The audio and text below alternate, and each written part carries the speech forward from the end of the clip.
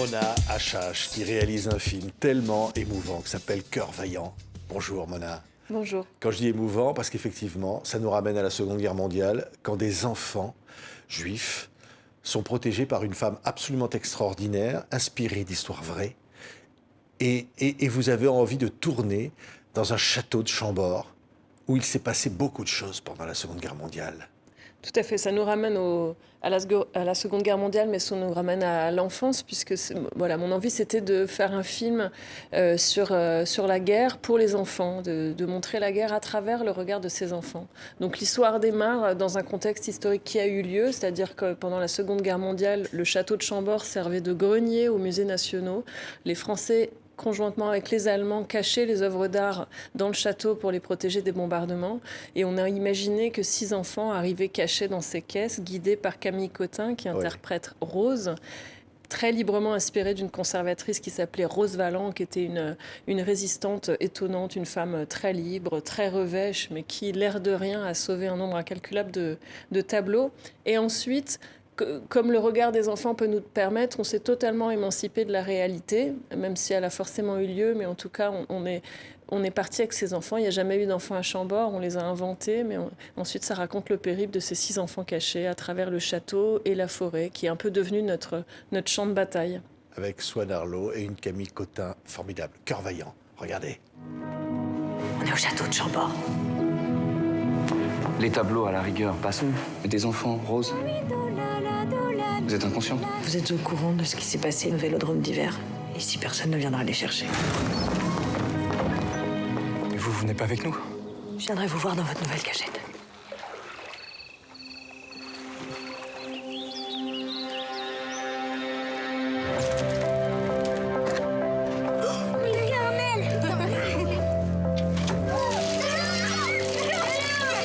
Regardez ce que j'ai trouvé.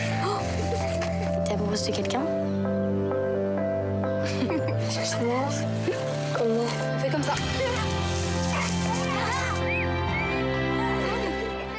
Ces enfants apprennent la vie, ils sont ensemble, ils se créent quelque chose d'absolument très fort. La guerre, on sent, elle est là, mais on ne la voit pas.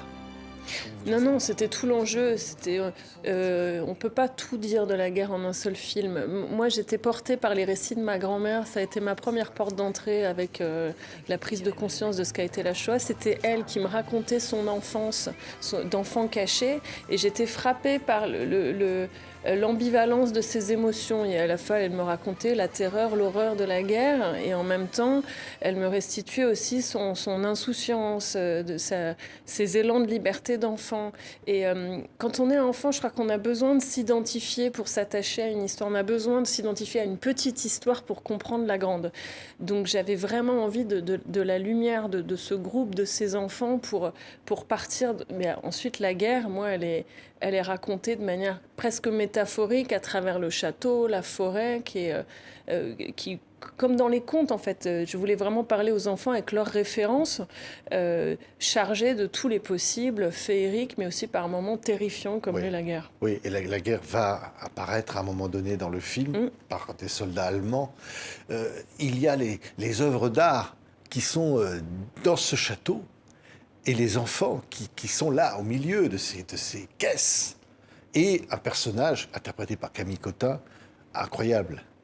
Complètement. C'est vrai, on avait envie de mettre... Souvent, la guerre s'attaque au beau. Alors, le beau, c'est les tableaux, c'est aussi ses enfants. Et on avait envie de camper ce personnage, de s'inspirer donc de cette résistante qui a existé et de partir ensuite, de broder un personnage qui ressemble aussi à un personnage de conte. Cette femme, revêche, qui n'aime pas les enfants. Elle s'occupe des tableaux, elle n'a aucune envie de s'occuper de ses enfants. Et finalement, elle est contrainte par les circonstances. C'est pas une héroïne spontanée. Mais à un moment donné, elle se retrouve avec ses 6 enfants sur les bras et elle n'a pas d'autre solution que de les amener jusqu'à la zone libre. Et elle va le faire avec un courage et un héroïsme pas possible. Et puis les enfants vont aussi lui transmettre quelque chose qu'elle a oublié, cette part d'insouciance, d'élan de liberté, le rire. Enfin, c'est aussi l'histoire d'une transmission entre ces petits et cette grande. Oui, on va revoir encore des images. Vous avez tourné dans cette nature, et la nature est un élément très important du film.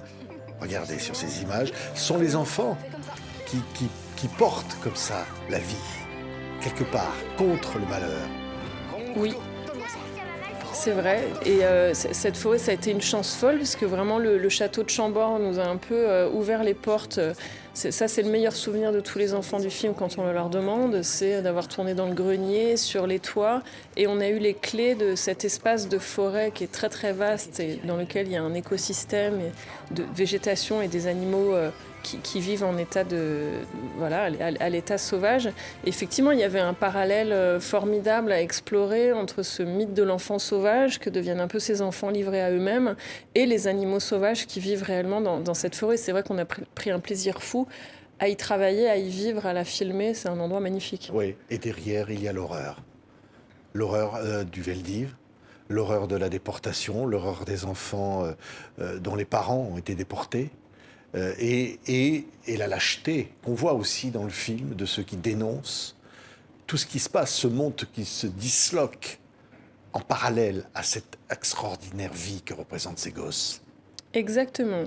Moi, mon envie, c'était de filmer la guerre, mais à hauteur d'émotion. Donc, on est dans la lumière de ces enfants, avec leur intensité, leur insolence, leur élan de liberté, et elle est totalement fracassés, contraintes, ils sont traqués par cette figure nazie, mais qui est aussi que la forêt tout entière vient incarner. Ils deviennent tout d'un coup encerclés par une forêt qui n'est plus du tout luxuriante, mais qui devient aussi terrifiante. J'avais envie, avec ces enfants, on voulait réfléchir à la peur, à la fuite, et à ces enfants qui se retrouvent égarés. Pourquoi est-ce qu'ils sont traqués? C'est ça, cette question pourquoi ils doivent fuir? Ils sont constamment rattrapés par l'ennemi.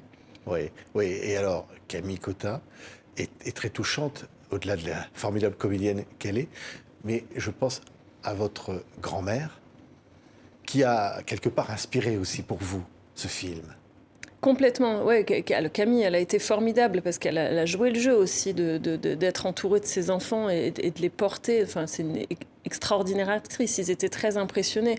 Et c'est vrai que voilà, on est parti. Cette histoire, elle a été insufflée par ma grand-mère qui était vraiment une enfant cachée et à qui je dois le titre d'ailleurs, parce que quand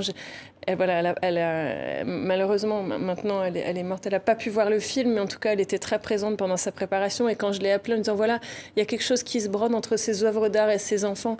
Je ne veux pas que les enfants du film regardent ces enfants comme des enfants d'hier, mais comme des enfants d'aujourd'hui et qui s'en emparent. Qu'est-ce que tu lisais? Qu'est-ce que tu chantais? Qu'est-ce que tous tes élans créatifs d'enfants? Et là, au téléphone, elle m'a dit, à cœur vaillant, rien d'impossible. Et c'est devenu le titre du film. Ce qui est incroyable, c'est quand ce film peut justement servir, raconter comme ça à hauteur d'enfant ce qu'a été la réalité de la Shoah. Il faut, mais par contre, ce que je pense vraiment, c'est que aborder la Shoah frontalement en cours d'histoire avec toutes ces horreurs, il y a presque quelque chose de rédhibitoire pour les enfants. C'est trop. On ne peut pas tout de suite prendre la mesure.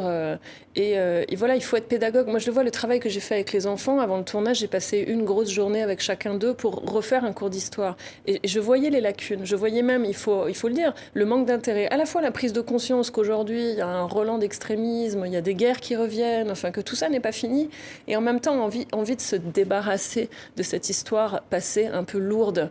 Et que là où le chemin avec ces enfants a été formidable, et c'est ça que veut faire ce film, c'est comment prendre ces enfants par la main, nos enfants aujourd'hui, et comment raconter aussi quelque chose de l'enfance, quel que soit le contexte, que les spectateurs puissent s'identifier à ces 7 enfants, voilà, que je trouve magnifiques. Moi, j'ai été réalisatrice, mais spectatrice émerveillée quotidiennement du travail qu'ils ont fait, ces enfants-là, parce que je pense que quand on est gamin, ou même quand on est adulte, en fait, c'est ça la magie du cinéma, c'est comment raconter le politique à travers l'intime. Il faut s'attacher aux personnages. Ouais. Et en fait, c'est cette empathie incroyable qu'on va avoir pour eux, qui a été, en tout cas pour les enfants du film, la prise de conscience vraiment de la menace qu'avait été cette guerre, de l'horreur, de la terreur totale, du drame qu'avait été cette guerre. Et je sais qu'aujourd'hui, ils ont tous un élan de curiosité et de conscience magnifique, mais qui est vraiment liée à cette expérience intime. Et elle est importante, en fait, cette approche par l'intime. Oui,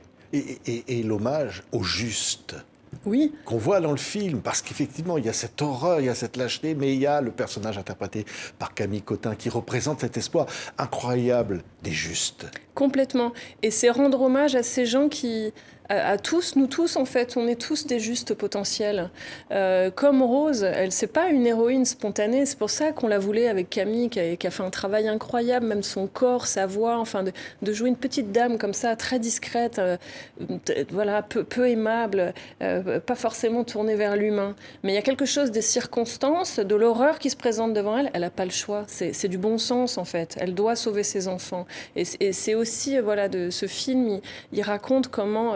c'est pas une leçon de morale, ça raconte pas des héros inaccessibles. On se dit pas, tiens, je serais pas capable de ça. On voit comment petit à petit, et puis avec l'aide du personnage de Swan, qui lui aussi a sa part de lâcheté, mais qui en même temps met sa petite graine, et le personnage qui est joué par Patrick Dassumsao, bref, ça montre aussi toute cette petite chaîne de résistance qui peut se mettre en place pour donner lieu à un acte héroïque incroyable, mais porté par des gens qui sont au départ monsieur et madame tout le monde.